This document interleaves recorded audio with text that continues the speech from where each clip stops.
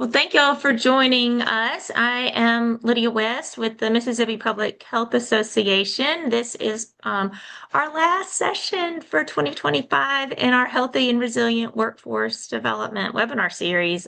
It's been great. Sean kicked us off at the beginning, and she's going to wrap us up today. So I wanted to take a minute and introduce Dr. Sean Rossi.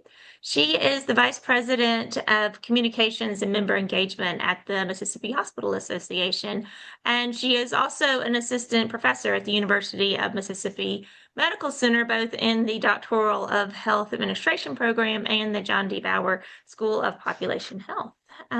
She has a master's, a master's in English from the University of Southern Mississippi, and her doctorate of health administration is from the University of Mississippi Medical Center. She is an expert in many, many things. I've enjoyed getting to know Dr. Rossi over the last several years, but especially the last 6 months.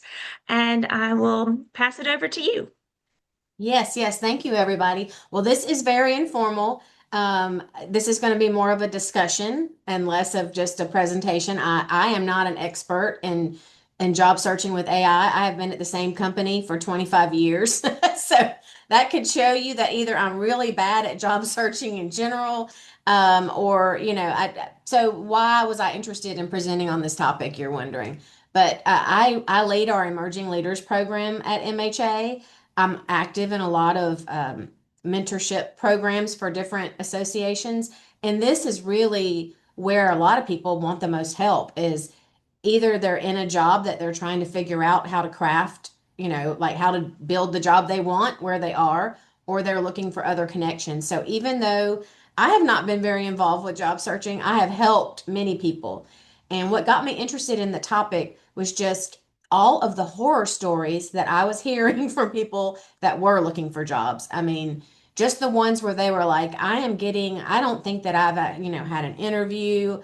I don't think I'm getting past the robots, as they say. So, I mean, it's very frustrating, especially if you're, unemployed and looking for a job. It's frustrating if you're employed and looking for a job. It's just frustrating. So, to start off, introduce yourself in the chat and just let me know what you consider the most frustrating part of the job search or job crafting in general. So maybe you're not looking for a job, maybe you're just trying to figure out how to make your job better. So in the chat, take a moment and introduce yourself and tell me what most frustrates you so we'll know how to phrase all of these. So what we're going to talk about today, what AI can do for your job search. And I will say that one reason that this topic interested me is in healthcare in general, there's a lot of AI that's competing with each other.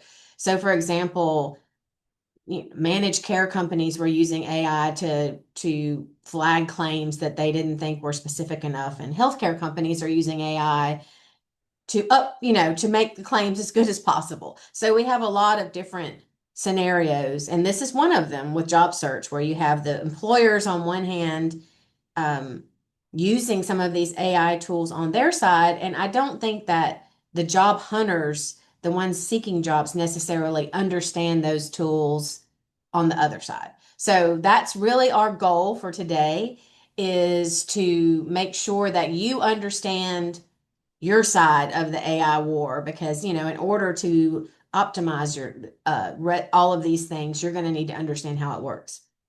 And thank you, Alexandria. She says that you get frustrated if you have to upload your resume and your work history multiple times. And I will say too, and I know I'm keep tying this back into healthcare because I am in healthcare, but you think about when you spend all of that time online to put your information in to go to the doctor's office or wherever, and then you get to the doctor's office and they hand you a form and they say, could you fill this out? And you're just like, I just filled this out online. And I think that that is kind of the same frustration that as a job seeker, um, you're feeling. And some of these, from what I have heard, some of these are very good at taking your resume. They'll prompt you to upload your resume and say that they will build it from there. And depending on what tool they are using, some are very good and some are not so good. And you end up having to, it almost can take more time to fix what the AI put in your roles as other. So today, when we say we're supercharging your search, we are going to hope that at the end that you know how to target yourself for better roles, to optimize your resume and your cover letter, um, to automate if you want to. Now, I'm not recommending all of these practices, but I'm just saying that you would know some tools that would help you automate applications. Um, but also, this is not just about job search, in that we're going to focus a little bit on how you can strengthen the network that you have. Uh, and that might help you craft a job. In other words, you might be in a job that you can reimagine. So these same tools can be used that way. And we've all heard about this hidden market, and organizations like this, Mississippi Public Health Association, other organizations, but networking and associations like this helps you with that hidden market. And that is those jobs that no one's, it's not on a LinkedIn board, it's not on Indeed. It is somebody says, hey, I'm looking for someone with this kind of background, and you want someone to say your name. So one of the interesting things that I found most interesting in preparing for this presentation is the using the bots to prepare for interviews and decisions. And when I say decisions, you might get an offer, and you might need to compare that offer to a job. Say you're in Jackson, Mississippi, and this offer is in Philadelphia, Pennsylvania. Well, how can you look at the cost of living and know what you should accept or not accept? I mean, you could actually move to Philadelphia and end up making less money once you figure out that the cost of living is that much more there. So I think most of us know that. We're just not really using the tools right now. And Lydia, if you will monitor the chat for me and read any you see any interesting tidbits in there that we need to bring to the front? Yeah, I thank y'all for being interactive with this. Just kind of scrolling from the bottom, Maddie Clark mentioned that she is a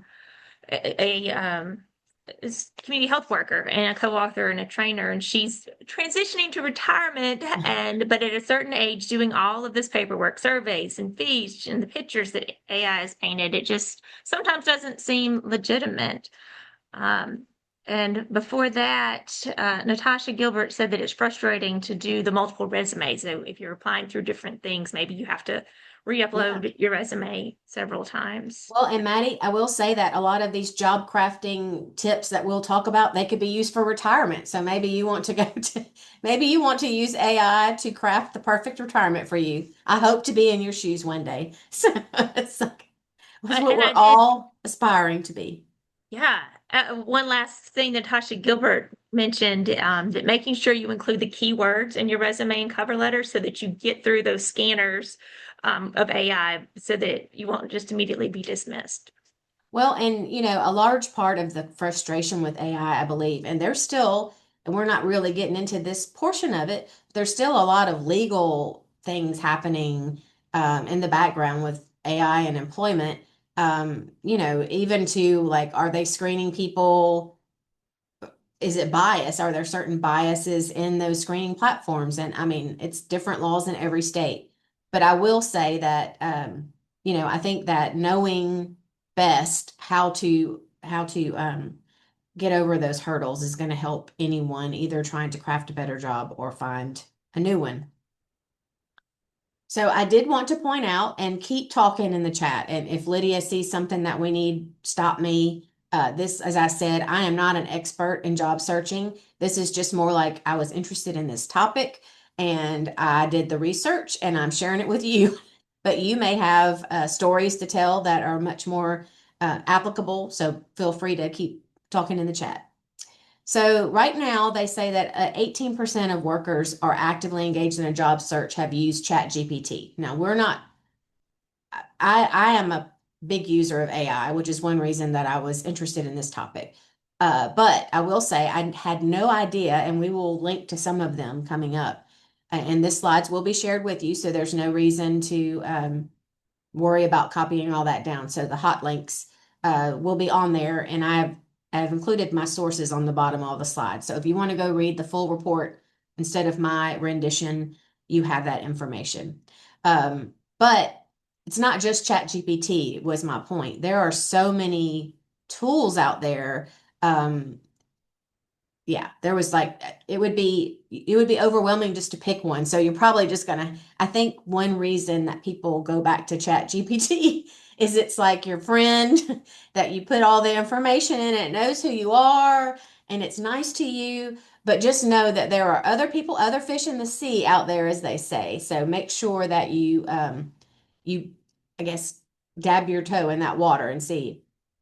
Now it does skew, the younger that people go, the more they're using AI tools for job search, which and also I thought this was interesting that men were more likely than women to use AI, which you look at the vast majority of the names I see on here, and I'm assuming this from names, but it looks like it's pretty female leaning on this one. So um in general, I'm hoping that we're using this to optimize our information and resume.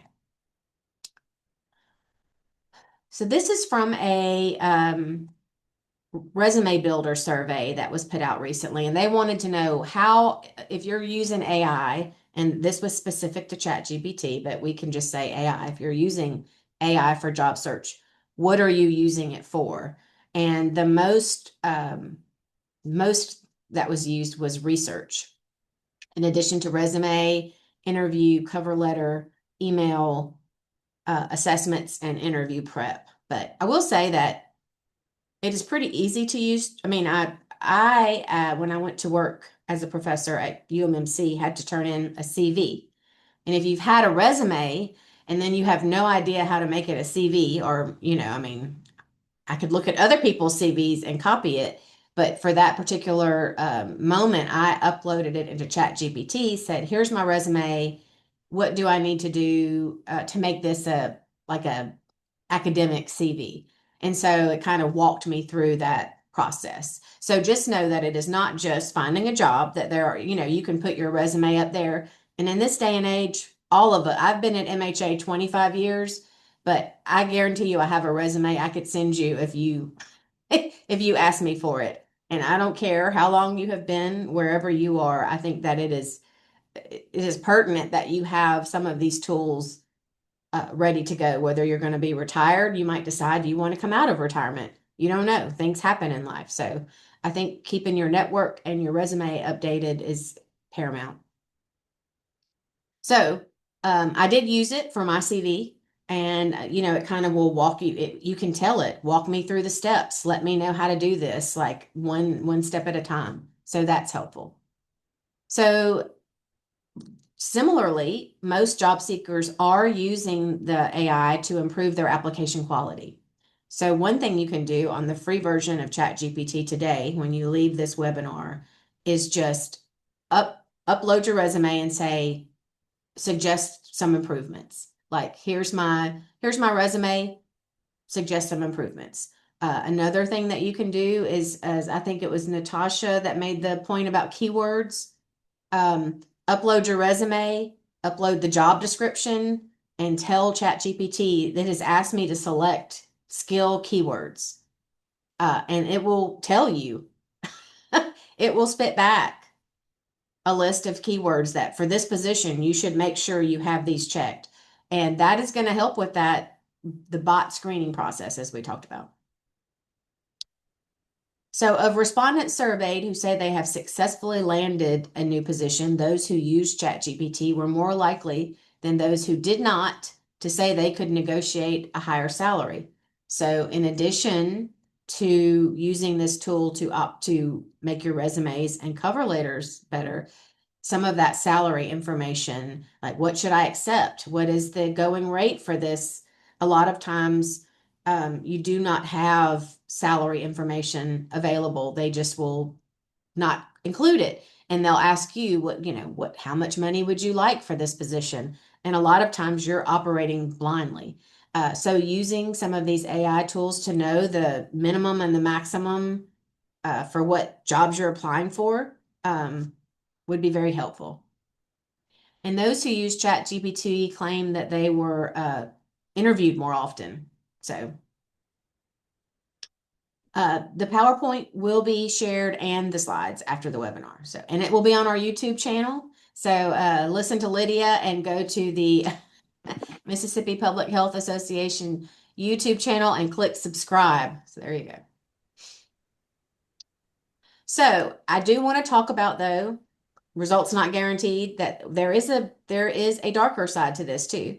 And we want to talk about all of the benefits, but we want to understand the perils also. I asked for some feedback for people from my network on LinkedIn. So I have some feedback to give you because I asked people to let me know what were their thoughts of using AI, what were their experiences, and I didn't get a whole bunch of feedback. It would not be statistically significant, as the researchers say, but it was interesting feedback. So, in that same survey from Resume Builder, the survey found that 29% of job seekers who used the tool say they did not get hired because the employer became aware of their use of ChatGPT in the process. But 55% say they had an employer praise their use of the tool. So, I think that it's a wild, wild west right now. And you need to know that it's great to use, but also, we hear all of the time with AI about the human in the loop. And it is like you putting this is you branding you. So make sure that you're putting your spin on it, that you are not just spitting out, AI slop, as they call it, and sending it in to headhunters or job tracking sites or job sites. So we talked about all of those different tools that I said that I was amazed I did not even know that existed. And I did put in several here for you to look at and to see what you could use them for. I will say too that I don't know how many of you, and you can put this in the chat, have used Google's free tool, Notebook LM. So I'll type it in. I think it's just notebooklm.google.com. I think that's the thing. But one of the things that it has helped in researching a company, say that you're worried that you don't have quite enough. So let me back up. The thing about Notebook LM that is good is, unlike ChatGPT, which is a large language model and is like creating words for you, the purpose of the Notebook LM is it only looks at the material you give it. So say that you're going to interview for a company, and you have an interview and you really want to brush up on that company. You want to know everything there is to know. Well, you could go to Notebook LM and create a notebook and put their website, but then any mentions of them on social media. Basically, you're collecting all of the information for one thing, in one place, and it's only looking at the documents you give it. So it's not making up words. So you have to use it for what its intended purpose. But I do think that it is very helpful when you're trying to do research on a particular company. So Sonara is a job matching platform, and that is where you would go and put your resume in there, and it might show you some jobs that work.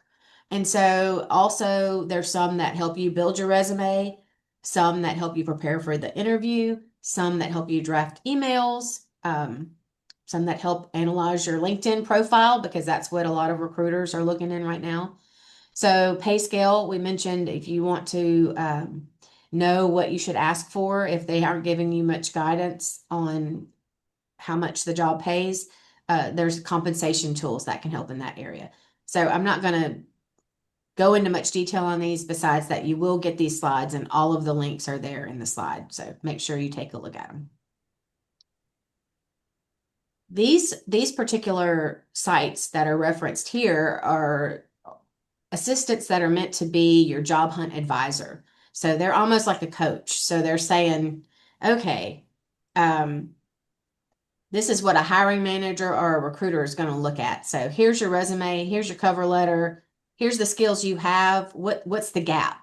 One, in preparing for this presentation, one thing that I did was say, I'm in public health, and I went and listed those, essential public health skills. And I was like, now help me translate these skills to other industries. And so it would then show how, you could be a researcher, you could be a fundraiser, you could be so that's one thing that sites like this can do is help you switch careers or help you land maybe, in a different field than where you started. For example, at the Hospital Association, I've spent 25 Review and years polish this resume. in communication and member engagement, and say that I wanted to pivot to public health. Well, how could I use those communication skills and engagement skills for a different audience? How could I show them I had that ability, even though it's not on my resume? So I think that these particular sites would help you with that.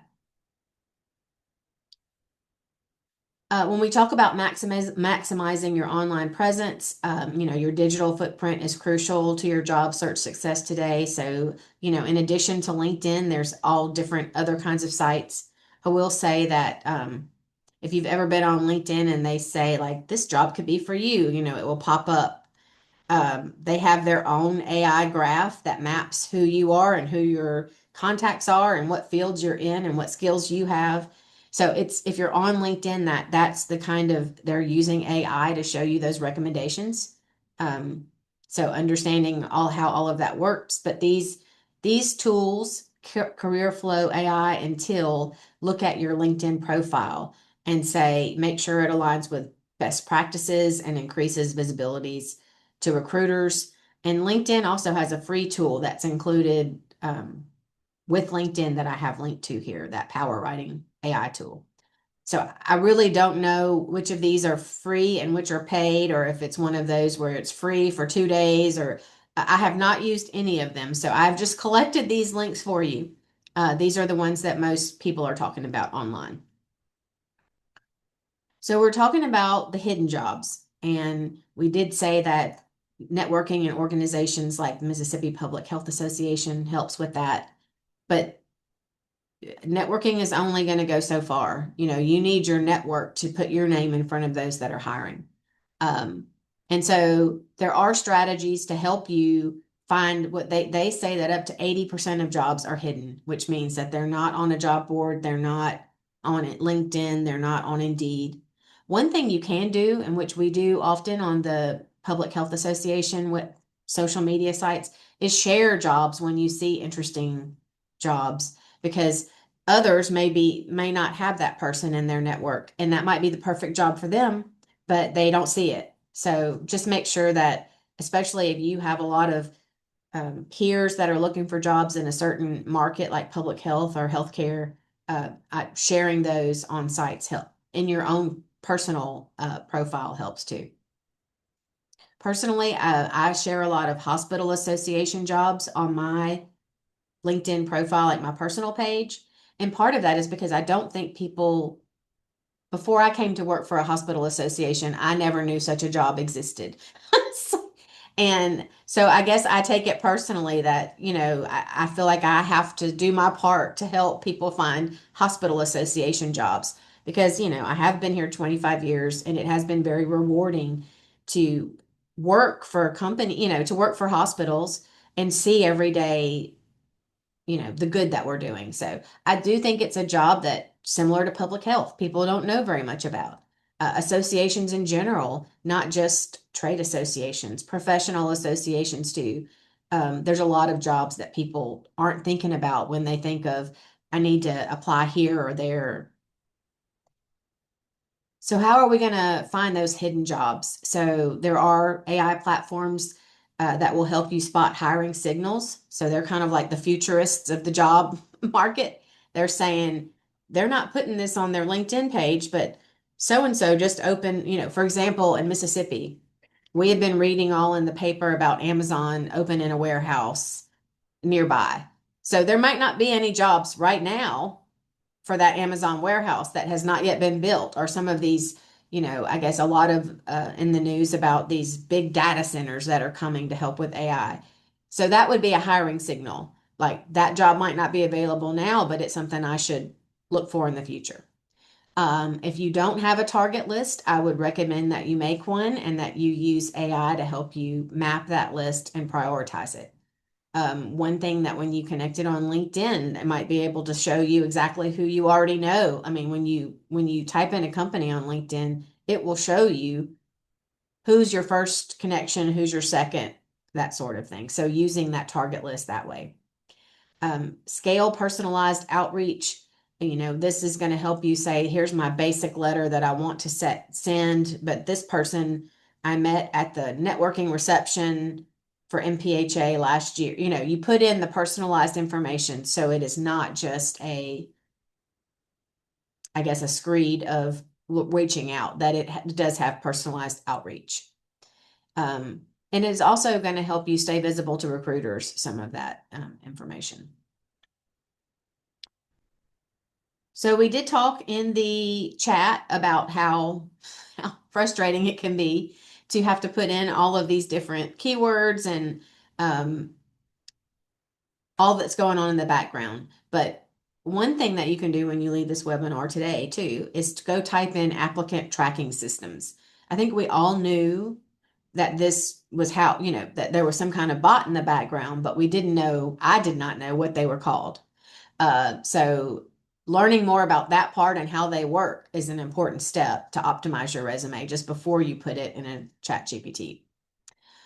So some of the smart comparison in the past, I know that many people have been said, well, go read the job description and put in the key, whatever the job description says, just repeat those words um, throughout your resume if you're going to make it personal. But AI and the language models have changed that because they now not only see the keywords, but they're able to connect your skills with those keywords. In other words, just repeating the same language is not going to get past the bots. So you're going to have to really look at your skills and the job and craft a resume for that job. It is no longer like, here's my resume, send it on. Unfortunately, it makes it a lot more work. I understand. But there's not much we can do about going back in time. So it's just the way it is. I do think looking at your resume and some of those standard job descriptions that we've all used for a while, you're going to have to focus more on what you actually accomplished and less on what you did most like every day, day in and day out. And that's one thing that AI is really good at helping with, is helping you think through that quantifiable impact. So maybe you go and upload your resume and say, I really need some quantifiable impact statements, but I don't think I've done anything, or I don't know exactly what I've done. Walk me through how I could find those numbers. So I've been surprised at how well AI works when you just tell it, like, I don't know what to ask you. What should I ask you? Or how should I handle this? So just making sure that you are using those tools to ask questions too. Um, The tools that we mentioned about your LinkedIn profile can help you with that skills section on your LinkedIn profile. That notebook LM that I told you about has a lot of graphics. It has an infographic section. So whatever, say you upload your resume to Notebook LM and you tell it to do a graphic portrayal, it will shoot back a graphic of your experience. So using sites like that to kind of make some of the visual parts of the AI pop better would be not on their actual resume, but when you're looking for jobs on LinkedIn and other places. So speaking of Notebook LM, it will automatically make a PowerPoint for you, and this graphic came from Notebook LM. So I took a notebook, which I'll be glad to share with Lydia, that she can share with all of you, so you can go look at the notebook. So I collected all of the links and all of these different information that I've shared for you, and then I asked Notebook LM to create a PowerPoint presentation for me. And I, of course, unfortunately, could not just put it in and then use it all just like they spit it back at me. I had to personalize it for you. So that would be similar to your resume. You may be able to use certain parts, but you're still going to have to look at it and decide for yourself. So it took some of the data that I had fed into that particular notebook. And it says, 61% of Americans have heard nothing at all about employers using AI in hiring. And honestly, when they find out that they were rejected by bots, there's a large number of people that aren't happy about it. And they're kind of frustrated with how it's being used, which they don't when they don't even know how it's being used. It's kind of a black box type situation. However, 70% of companies now use some kind of AI-based screening system. So, if you were looking for a job right now and 70% of companies are using these systems, then it behooves us all to understand that their machines are the gatekeepers now. And I think, in the old days, um, I don't know, I'm showing my age, but I remember everyone used to say like the administrative assistant was the gatekeeper. You had to be really nice to whoever the administrative assistant was because they were going to decide whether you talked to that person that you needed to talk to or not. And today, AI is the new gatekeeper. Um, there are AI programs that are scanning your resume, looking at your LinkedIn profile, even scoring phone and video interviews. I did not know this existed, but I guess if you're a huge company hiring thousands of people, a lot of times your first interview may be with a bot. It may be a Zoom call like this, and someone may ask you to answer questions, and you answer, and they infer traits from how you talk and how you speak, like resilience or teamwork, vocal tone. So, in addition to prioritizing candidates in a dashboard, uh, rejecting candidates automatically, as we are all have heard horror stories about, but also just looking at the skills that you have and the positions that you have to give you a score of some sort to say, this person would be really good at this job, or this person, might not be a good fit. Now, we talked a bit at the beginning about, AI as a gatekeeper does have some legal ramifications for companies. And, that's still being figured out as we speak. So, but there are some regulations moving up that's going to treat some of these automated employment decisions as covered under anti-discrimination laws. Um, and people are figuring out ways that it can limit bias, and then sometimes in return the recruiters are saying humans have more bias than machines, that you're not, when a human interviews you, you're still subject to bias if that exists in that human. But I just think that I think it's just this feeling of unfairness that um, if a human is biased against us, it's not as bad as a robot being biased against us. But just know that some of these are still being worked out, especially if you're an employer, understand the risks of using some of these tools in your state. This was an interesting aside from me, that I had never really thought about using AI to enhance an interview. So, and but it makes sense because one of the things they say is just practice makes perfect, and some people just don't interview well. I mean, you may be someone similar to, there's people who go in the doctor's office and their blood pressure rises, 15 points, and they're all of a sudden like, we're going to have to send you home. You're about to have a heart attack. Um, Sometimes, people don't interview well and they get frustrated because they go in thinking, I'm not going to interview well. And this would help people get more comfortable in front of some of the video tools. And I will say, I have heard stories of people using AI for everything from marriage therapy to, so, I mean, it makes sense that people are using this for more, I guess, personalistic practices, but just I don't know the difference between like using ChatGPT for this and using some of these specific platforms. But these were the ones that were the top ones recommended for practice environments. if any of you actually use these after, I would love to hear the feedback on which ones, if any of them were better than others, because I have people ask me all the time how to prepare, and it would be great for me to say, so and so used this one and loved it. So we talked about the ways that they're screening.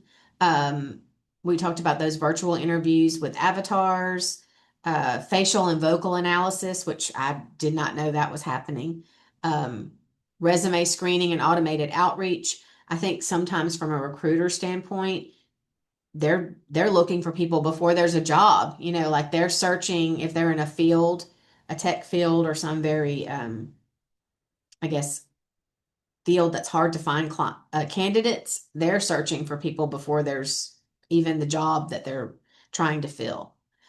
Phone screens, I think Rita said someone used AI to answer questions during an interview for a position on my team. Yeah, and we're going to talk about that a little bit because there are now platforms where basically you can I have two screens here in front of me, and I can have one screen that has my AI assistant helping me. Now, y'all saw that I had to get Lydia to read the chat, so I don't know how. I don't, I think I would probably look like if they're reading my facial and vocal analysis and I'm trying to look at both screens at the same time, I'm not sure how that would look. But Rita, can you come off mute, or are you willing to tell us more about that experience? So this was a position that came out in my team, and we were trying to hire someone to fill the position. So this guy, he's not local. He was somewhere in Idaho or something, and he interviewed for the position. So when they asked the question, he will repeat the questions slowly. So for example, so tell us what you know about HIV. Okay, you want to know what I know about HIV? And then you start saying HIV, blah, blah, blah, blah, blah, blah, blah, blah, blah. Like going from a slow response to rattling it. And rattling it in a way that you can actually tell he's reading something. So I Well, what think was your I think he had something that he would prompt with the words he says, and it right? will roll out like a screen thing, teleprompter for something for him, and he'll respond to it. Well, from a hiring standpoint, did you think less or more, or like what was your Oh, he impression? was disqualified immediately. We were like, automatically disqualified. Well, this is why we said both the promise and the Automatically peril. disqualified. If you know Dr. Moma, I suggest you don't use the AI companion if you get an interview with her. So, well, and I do think that you have to know yourself and you have to be a person and not a robot. So, if you're just going to say whatever the computer says to say, eventually, if you got a job at that place, you would have to show up and be you.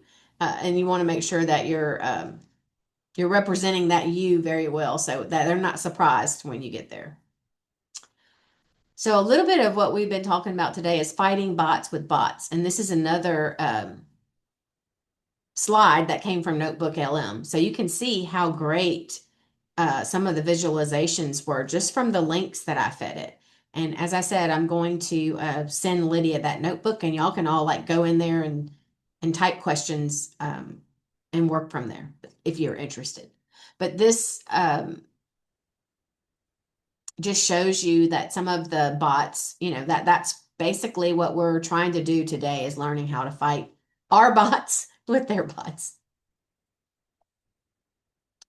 And one of the things that I will say in the fighting the bots with the bots is to really focus.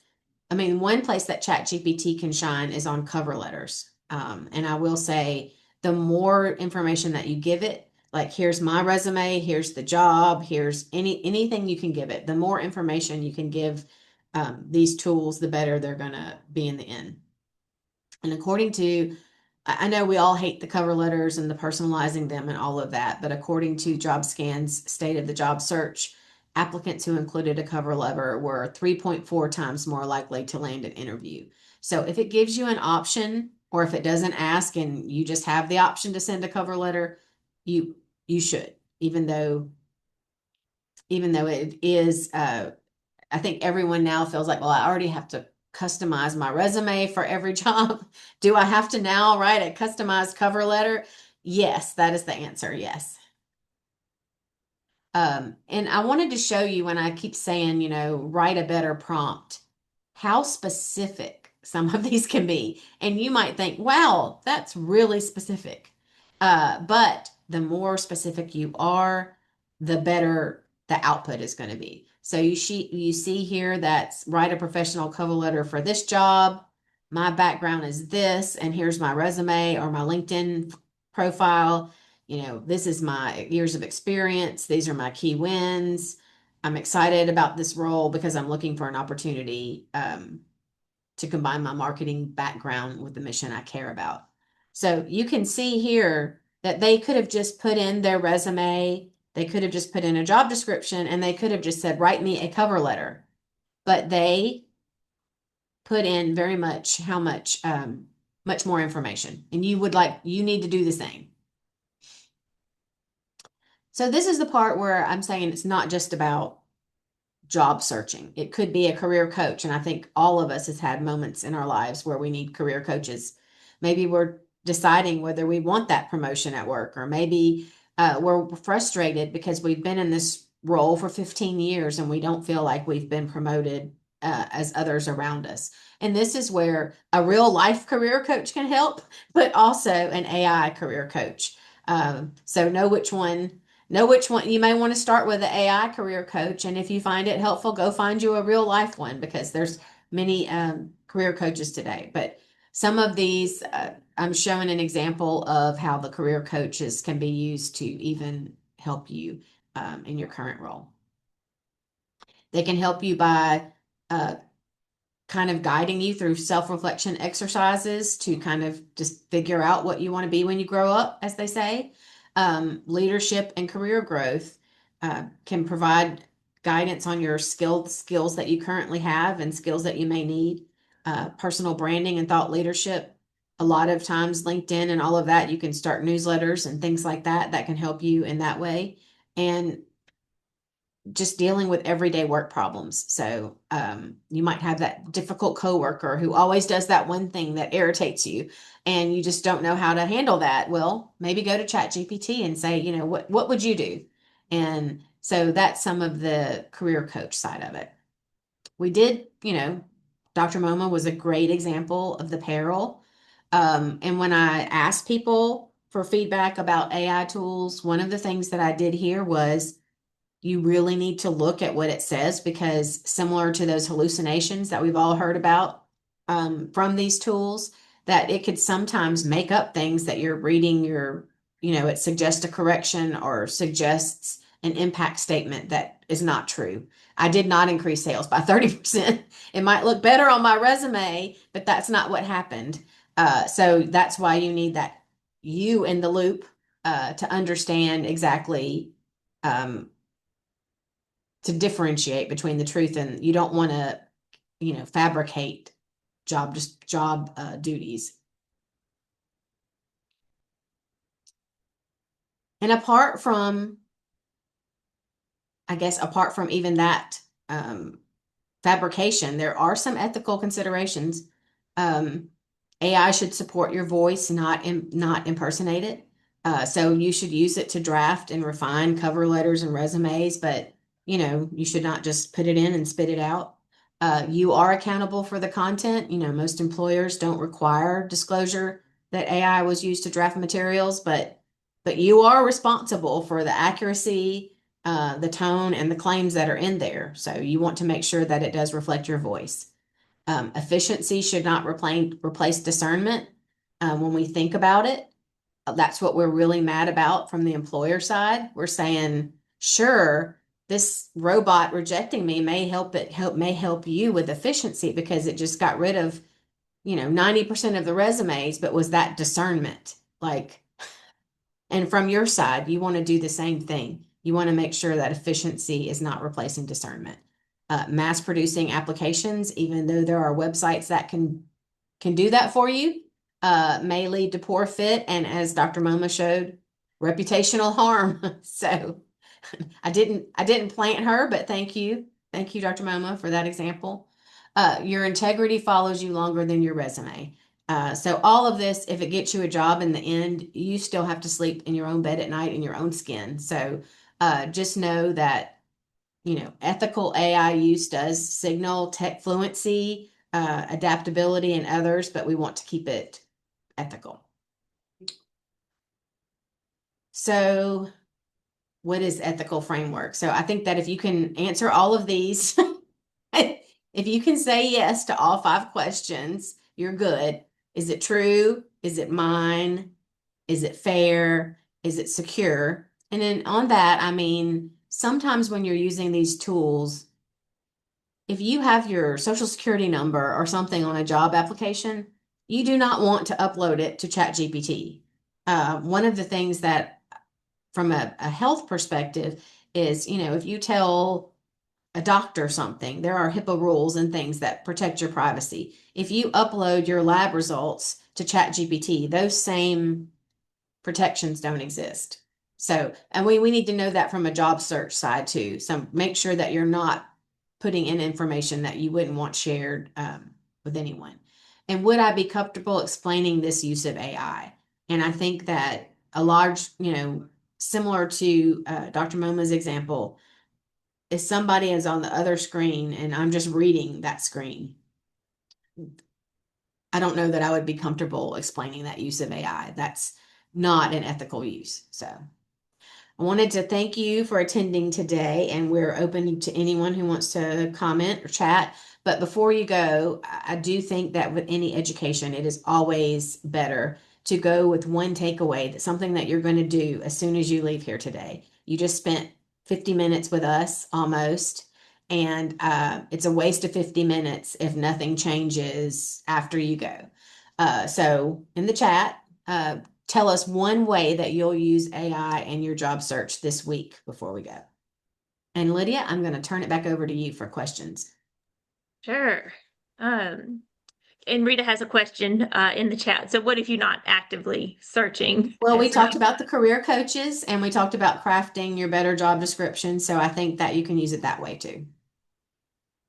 And I was typing my answer as you were wrapping up, and it was going to be, as you said at the beginning, it's good for us to always have an updated resume. It helps if we're asked to be a presenter for something. So that's what I want to do is upload my resume. It hasn't been refreshed in about 20 years, and so I definitely need to get a fresh look on mine. Yes.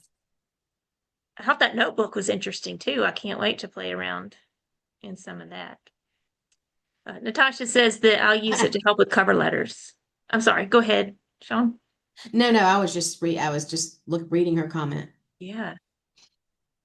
Yeah, I think that's great. And like I said, I do think if you use any of these tools, reach out to me and let me know what you thought, because I have not used any of them in depth, but I'm interested in trying the career coaching. Just kind of like, this is where I am in my career now, and this is the experience I have. What pathways are open to me? Yeah. One of somebody else that I know that's an executive director, she's just hired a person that's a career coach. So I didn't even realize that you could use, of course, you can use AI as a career coach, but she talks about how much better her year has been financially for her and all the new contracts that she's picking up because she's using this career coach. So that's great to hear that there's And the AI. more that you use tools like ChatGPT, and Loretta, we will send the slides and the recording. And the slides do have homework for all of you. So look, there was links to all of the different surveys and reports that I referenced. So feel free to go and do some more reading on your own if you want more information. But I do think that you start to feel, the more that you talk to ChatGPT, to any AI, especially the language models, it starts to feel more like your coworker, like what can I do? What can I, and people do, I've had friends who've been through, divorces with it, asking for advice, from marriage counseling all the way to and not, I don't know if that's the wisest use for the tools, but if it's somebody that would not have gotten feedback from others because they didn't want to talk about this highly, and sometimes job search is like that. There's people that might be searching for a job that it is not like I'm unemployed and I need a job. It's, it's more of it's not something that you go around saying, hire No. me if you already have a job. So that's what I'm saying is that it can take information that's personal, but then also be careful about some of that personal information. So, Hmm. It was interesting too hearing about the salary ranges. And I yeah, think you could also use that in negotiations, even if you're in your same job, you can use yeah, that to, yeah. I feel like everybody on this call is a very hard worker. I don't know you all personally, but I know I've seen your names. So yes, it would help. Rita yes, put in no, the chat, mental health therapy has also been reported as a service. yeah, and I do think sometimes people just want some advice. I mean, they want a way to frame it in their head, and I Hmm. think any people they have also shown, which I found interesting, that sometimes people preferred a bot to a real person because situations where you might not want to tell a real person looking at you um, whatever it is that you want to talk about. It might be something that if you were talking to a real person in front of you would be embarrassing or make you feel vulnerable or and also to that point in Chat GPT, even though it is very generic, if you look in there, there's a tab called Explore GPTs, and if you type in resume or um, it's people using that Chat GPT platform to create their own little systems. And so there's people that like marriage and family counseling and Lydia, for you, I'm sure there's a lot of nutrition and that, which I know I've heard your opinion before of some of the AI stuff, but it might be interesting to go in and put some things and see if it would say the same thing as Hmm. you to say, well, do I trust it about nutrition? Because if I don't trust it about nutrition, would I trust it about my resume? That kind of. Hmm. Yeah, yeah, such good points. And as you said, the more data we put into it and the good data, if we're putting good data in, then it can help Yes. feed us back more accurate It gets responses. to know you better, which is both good and scary. It's it's very scary sometimes. Yeah. But thank you all for coming today. I don't see any other questions in the chat, Lydia, so I will turn it over to you to close us out. Sure, great. Thank you so much. We're not, thank you for that. That was such a good topic. I think it's a great way to kind of wrap up our year and that a series around workforce development. Um, for those of you that are here, we have not applied for continuing education credits for this series, but I can send you a certificate of attendance if you want to keep that with your portfolio, if you want to claim an hour of professional development through this. In the chat, I've put the website that the information will be posted on later this week. It's just our traditional website, which is mspha.org and then /webinars. And we have a great YouTube channel. We're really trying to build that out. And it is our handle there is at MPHA-1937 because we were established in 1937. We look forward to seeing y'all in the new year. If you are not a member of MPHA, I highly encourage you to join us. Your membership information can be found on that website, our general website as well. Happy holidays to you all. Bye. Bye. Thanks, everyone. Bye.